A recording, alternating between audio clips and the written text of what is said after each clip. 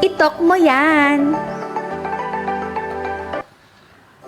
6:30 na partner ng umaga. Nagbabalik po ang balitang Good Vibes. Kumusta po ang inyong gising? Sana nabibigyan po namin kayo ng pampag-good vibes sa pamamagitan ng pagbibigay sa inyo ng mga magagaan na balita. At nagkape na ba kayo? Sana naman dahil para mas lalo kayong ganahan sa pakikinig sa amin ni Partner Arnold. Yes, correct ka, partner. Oo, at sa oras na ito, partner, oras na ito para sa Itok Mo Yan segment natin. Yes, mapala tayo, partner. Dahil panauhin natin ang isa sa pilar ng isa sa pinakamagandang professional organization sa bansa ngayon, no? Ang IIEE or Institute of Integrated of Electrical Engineers of the Philippines, no? Ayan. Ang panauhin natin, walang iba kundi ang transformational national president. Siya yung incoming president ng IIEE. Ito yung walang iba kundi si Engineer Florigo Varona. Hello!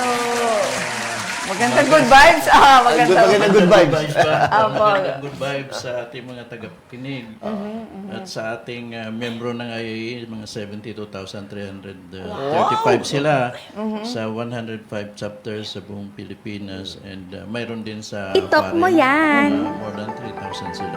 Ayun, grabe. So, yun yung ating inaasahang susubaybay sa atin sa mga oras na to. Yes, So, welcome po dito sa ating programang Balitang Good Vibes, partner. Maraming salamat sa imbitasyon. Opo, napapalibutan ako ngayon ng dalawang engineer. Hindi lang dalawa.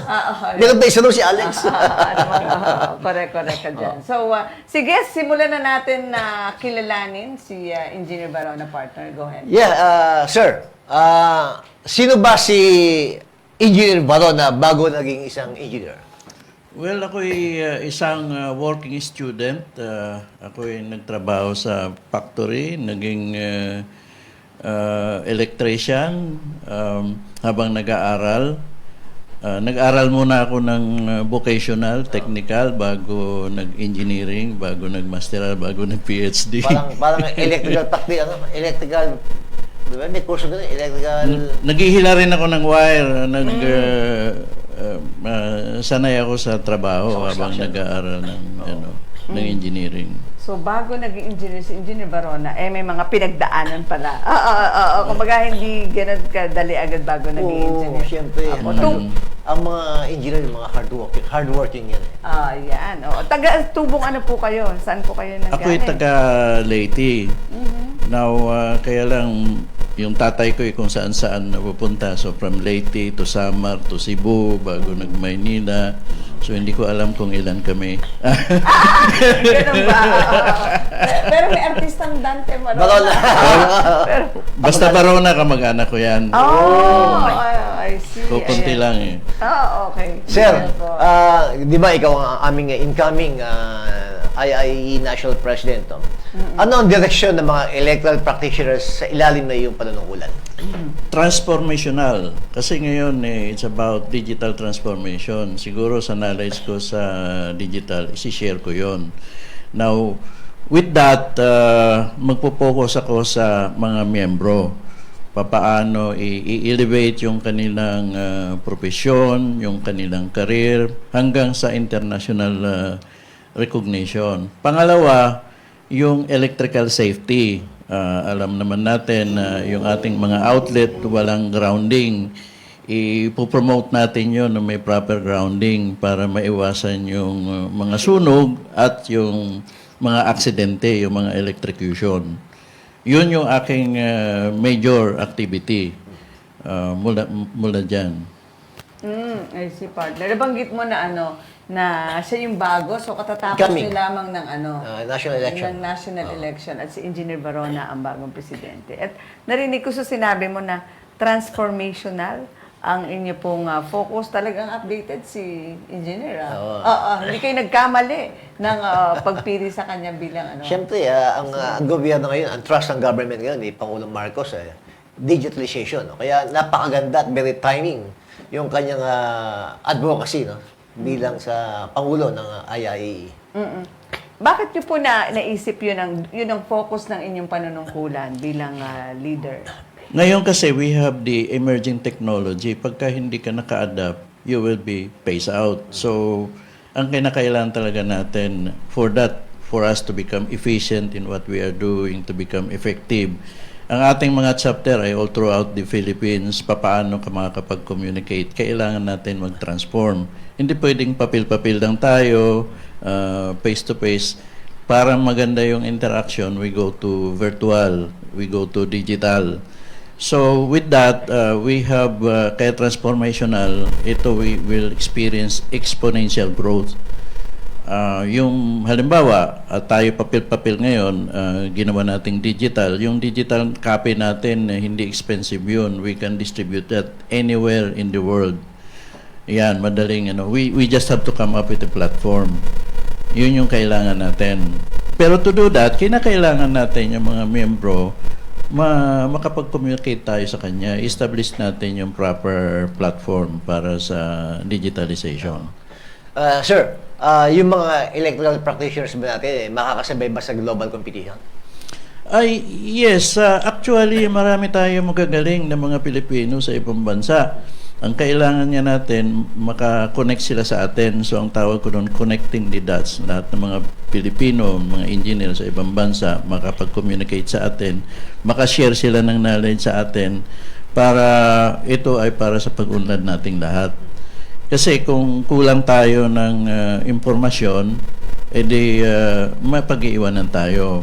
Kaya importante ngayon na data-driven tayo, we have the information, and information natin, doon tayo nagdidesisyon. So kung mabilis tayo nakakuha ng impormasyon, mabilis tayo nakakapag-desisyon.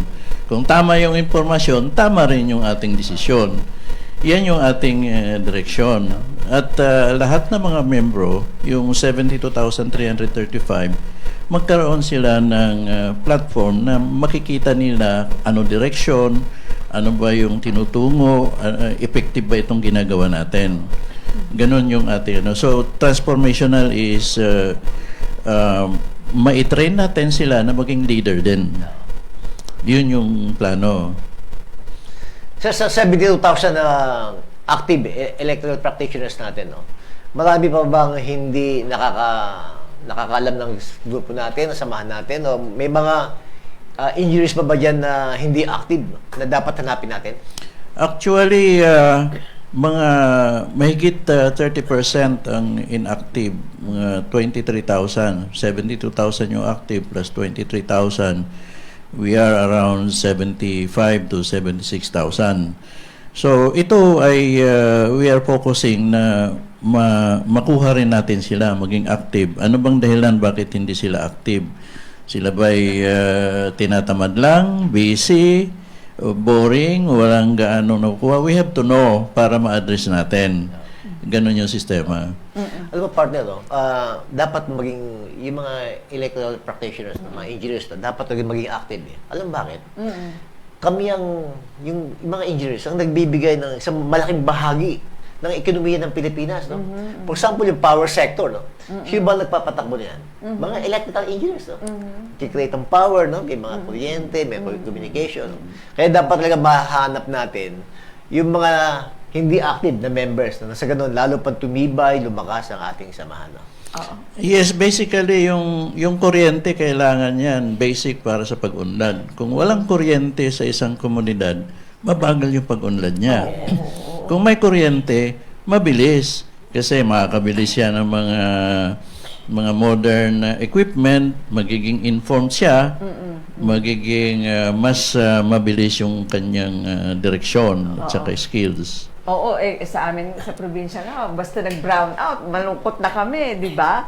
Kasi yun na, parang hindi ka na makakagalaw. Parang pinagbagsakan ka na ng langit at lupa kapag ka walang kuryente. So, balikan ko lamang yung yung sinasabi mo, engineer, na ito nga, hahanapin nyo yung mga, kumbaga, i-connect mo lahat. Parang gagawin mong active or nagpa-participate talaga itong 72,000 plus na to, plus yung mga sabi mo, 23,000 na mawala.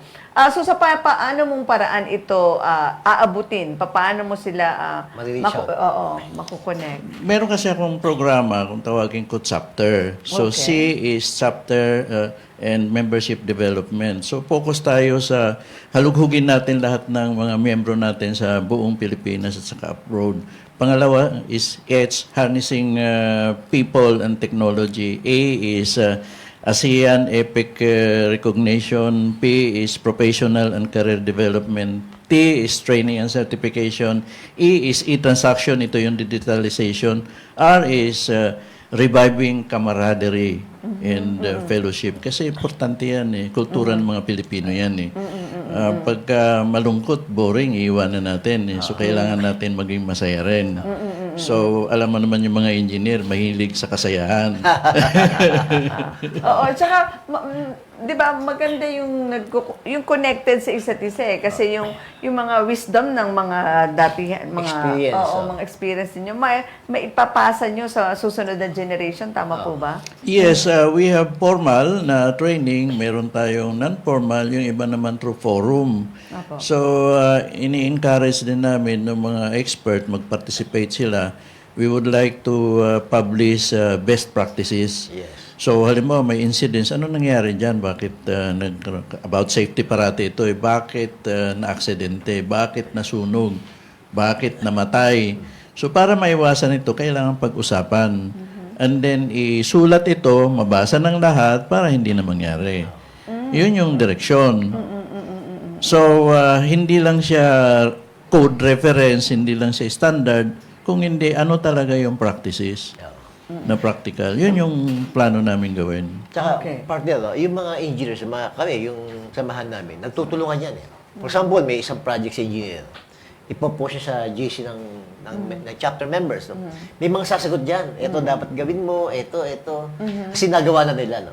So, yun ang isa sa mga magaganda sa organization namin na may nagtutulungan talaga. Yes, part yun ng career development kasi parang meron kang 72,000 na kaagapay para sa pag-unlad mo. Kung meron kang problema, i-post mo yan, then sasagot sila, ito gawin mo. Okay sa'yo, nag-iisa ka lang, hindi mo alam kung anong gagawin, nag-eksperimento ka. Okay. Okay. Yun yung purpose, kaya kailangan na prompt information, Oo, real tsaka time. diba, tayo naniniwala na hindi naman lahat matututunan sa eskwelahan eh. Siyempre, Minsan, experience. sa experience, Sa yung experience. pagpapasa-pasa noon, partner. Tsaka mahalaga yung pagtutulungan sa electrical. Alam bakit? Kasi once na magkamali ka, maaring mawala ang buhay, masunugan ka. So, napaka-importante ng safety na sinasabi ni Sir, no? Tsaka yung pagtutulungan talaga. Sabi nga ng iba, pag doktor nagkamali, isang tao lang yung patay. Sa amin, pag nagkamali, Dami isang lahat. komunidad. Oo. Yeah, Pag true. nagkamali kayo ng Pwedeng sumabog. pag-set up Pwedeng dun sa isang- masunog. Yes. Hindi lang isa, kasi entire system yan eh. Okay, di ba pag may sunog palagi sinasabi, ang cause ay faulty Faulty electrical electrical wiring. Oh. May ganun ba? Yes, oo. Yun yung perception. Pero ang ano talaga nun, paano niya ginamit, paano niya minmaintain. So normally, dapat pag-aralan yan, paano ba niya, parang ano lang yan, kumain ka, hindi mo hinugasan, edi siyempre unsafe. Dito, ginamit mo, paano yung proper safety? Kinakailangan proper maintenance niyan. Proper operation. Hindi naman po pwede pagka kinabit mo, kalimutan mo na yan. Siyempre nasisira rin yan. May wear and tear. Oo, kinakailangan mayroon kang schedule ng pagpapalit.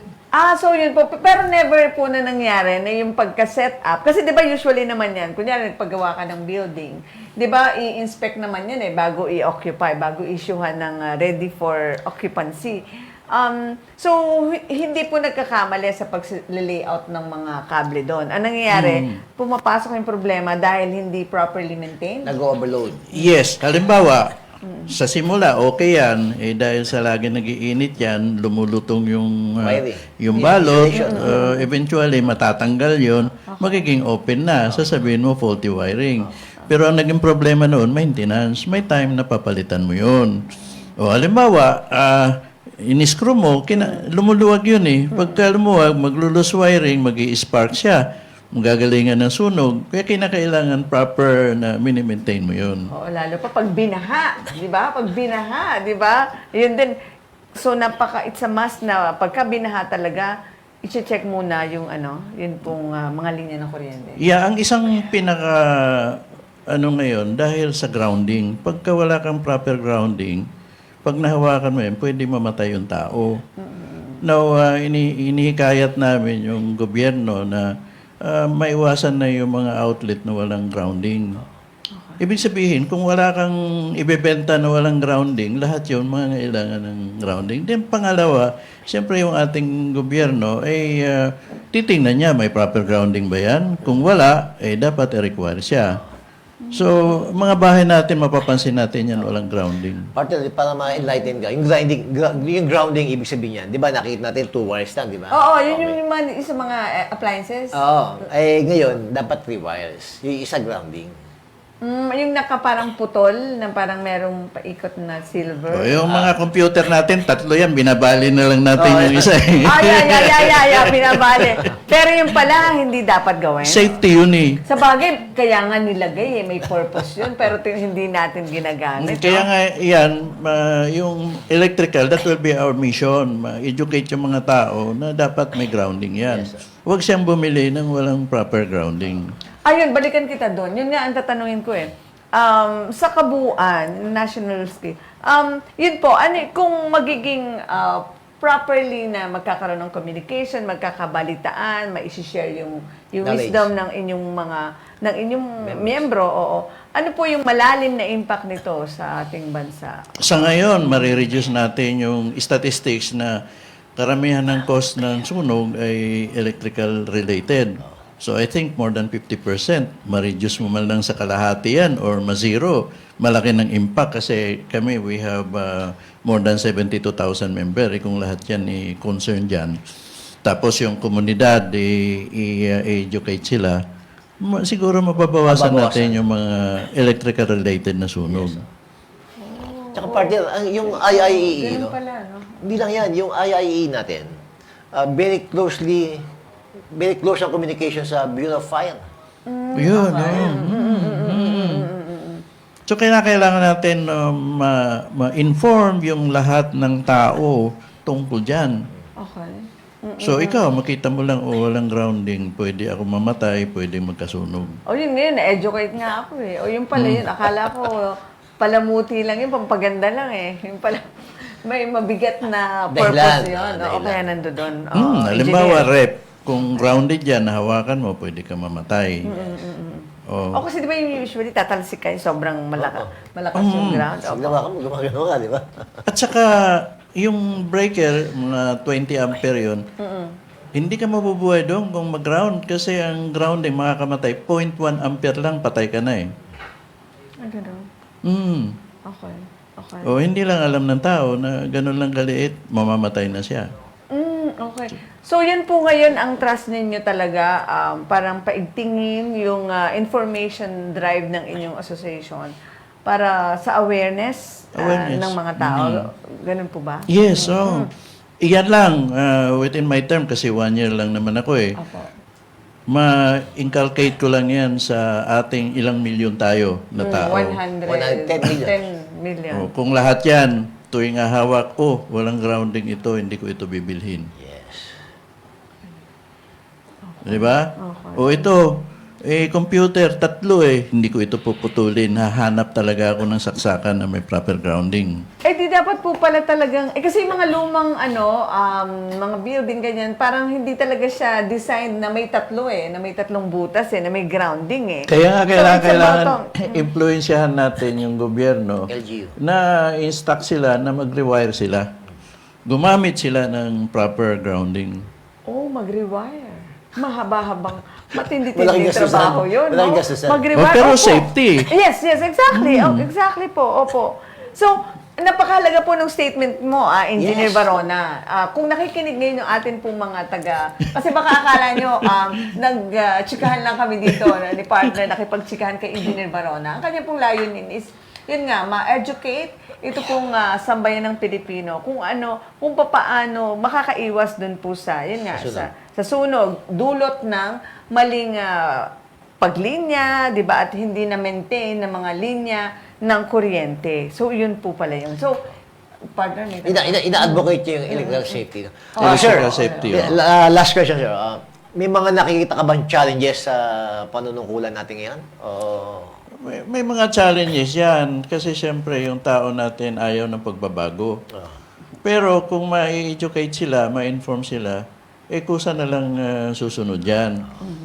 Kaya lang naman tayo ayaw ng pagbabago kasi hindi natin alam kung ano yung consequences. Pero kung alam natin, tuluyan tayo magbabago at susundin natin to.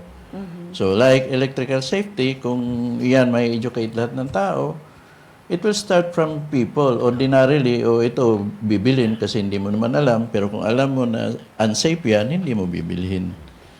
So it is customer driven. Diba? So yung mga manufacturer, hindi na rin sila magbebenta niyan. O dapat doon magsimula. Opo. So siguro kung may mga coordination din kayong gagawin project, yun nga, direktas din sa malaking bagay kung makakadirekta rin sa mga manufacturer. Hindi, mas maganda partner siguro yung IIE at ang DTI magkaroon ng pagpupulong para masuggest yung electoral safety na pinupush ng... Yung mga inspector natin sa gobyerno, kasi meron Yung tayong standards. tinatawag na annual Audit. audit Dapat na isa-certify na safe for operation So, kung i-inculcate yan na kung wala kang proper grounding, it is not safe for operation, di niya pipirmahan. So isa lang ang pamimilian nila, patay o buhay? As simple as that. Di ba? Parang tama po, no? Yes, oo. Gusto niyo ng pagbabago? Kung ayaw pagbabago, pili lang doon. Tama po? So, yun yung transformational leadership. At least may impact tayo kahit na isang taon lang. Yes. May influence. Oo. At ang maganda pa doon sa, yun yung mission vision ni engineer, ay yun, kumbaga umadapt siya doon sa present reality natin ngayon, which is yung digitalization. Kasi para hindi mapag-iwanan ang mga electrical engineers dito sa tuloy-tuloy na pagbabago ng mundo. Information-driven tayo, like ito, yung media, nakakatulong kayo para maipakalat yung impormasyon. Siguro hindi lang ito yung time natin na magkakausap tayo. Apo. We can have a regular show para talakayin yung mga issue. And then, para mas mabilis nating malutas ang mga problema. Opo. Kasi buhay yung nakasalalay Yes, doon sa inyo pong advocacy sa ngayon. Yes, buhay at At saka yung property. yung safety natin ng property at it will cost billions. Actually, dyan sa grounding, mayroon tayong mga sample niyan, hindi ko na lang sasabihin, na nasunog, bago pa lang siya, pero nasunog dahil walang proper grounding. Okay. So, partner, lastly, Engineer Barona, opo, kausapin niyo yung sambayan ng Pilipino Yun. para po doon sa mensahe mo. Sa Opo. Luzon, Visayas, Mindanao, sa lahat ng Magandang electoral umaga sa inyong lahat. Ako si Engineer Barona at ang advocacy ko ngayon ay about electrical safety. Sana ay magtulungan tayo na maipalaganap na pagka hindi proper grounding, pwede kayong magkasunog, pwede kamatayin ng tao. Din sa ating mga miyembro sa buong Pilipinas ay kasama ko kayo, natutulong dito at pati sa abroad. At mula dito ay ito'y simula pa lamang ng ating kampanya para dyan at sana magtuloy-tuloy. Maraming salamat sa pagkakataon na ako'y nakasama ninyo at naipabahagi ko ang impormasyon na to. Okay, opo. Sa amin po ang pleasure. Thank you, Engineer Florigo Barona. Barona. Opo, ang kasalukuyang... incoming national president ng Sa IIE. January 1 ako magsisimula. Okay. Matatapos December 31. Talaga, walang sakto-sakto pala yan, partner. So, salamat po. So, there you have it, mga kabalitang good vibes. Napakahalaga pala nung mga... Safety. nung Electoral safety. Oo, partner. Kaya nga po, ganun na lamang din. Kasi si partner Arnold, bilang maliban sa pagiging konsehal, yung kanyang profession ay electrical. Electrical. Ngayon, Lifetime member ako ng IIE. ayan, oo. At senior grade member pala ng IIE. Ayun, O yun din, pinopromote ko rin, mag-upgrade sila ng membership. Yan. Kukunti lang sila, 600 plus lang sila out of 72,000. Na senior member. Oo, mga rare species yan. Oo, at sinasabi, kaya nung sabi niya na, yun, napakahalaga pala po ng mga impormasyon na yan. Kaya hindi, syempre, mauna na dito sa Balitang Good Vibes. Di ba, partner? Tama, partner. Okay. So, sa oras po na